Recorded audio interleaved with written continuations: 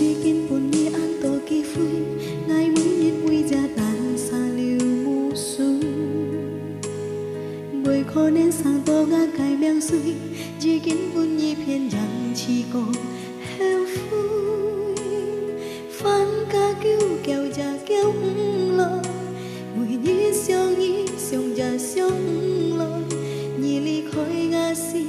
như gió nhìn chín hết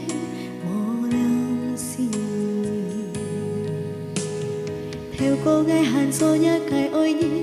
ngày xuống lạnh xiết gì tịt con tiên si ngày giang vui leo chắp siêu nhà cài ôi ngày thắng to nhi con chín xiết an ôi ngài nhà cài sim chung lời phôi to kỳ nhít leo xa cho cô xa có trên xiong to ngày kết có buồn nhi dài phiền to chỉ kiến sông sim ngơi chỉ chít liền một khó nên chịu khi phối nhẹ lương nhì dài trò thì nhì chỉ tuyệt chung hiaoใจคนnhì ngà sim chỉ kiến kéo hồ kéo xa nhì nhì đi tan hè nhì hắn dáng tì lương già cam chín chế đều ly vui chi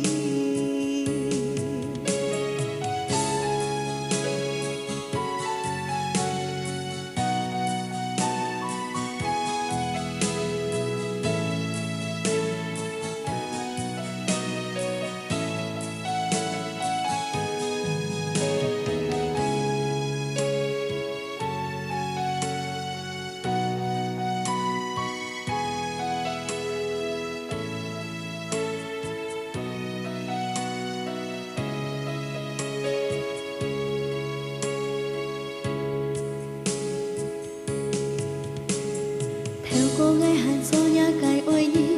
ngày xuống lạnh xiết gì tiệt cô biến si ngày giang mưa leo chắp siêu nhà cài ôi ngày thắng tô nhi con chín xiết an ôi ngài nhà cài sim chung lời phôi to kỳ nhít leo xa cho cô xa có trên xiong to ngày kết có buồn nhi dài phiền to chỉ kiến sông sim ngơi chỉ chít liền một khó nên chịu khi phối nhẹ lương nhì dài trò thì nhì chỉ tuyệt chung hiaoใจคนnhì ngà sim chỉ kiến kéo hồ kéo xa nhì nhì đi tan hè nhì hắn dáng tì lương già cam chín chế đều ly vui chi chỉ kiến sông sim ngơi chỉ chít liền một khó nên chịu khi phối nhẹ lương nhì dài trò thì nhì chỉ tuyệt chung hiaoใจคนnhì ngà sim chỉ kiến kéo hồ kéo xa nhì nhì đi tan hè nhì hắn dáng tì lương già cam chín chế đều ly vui chi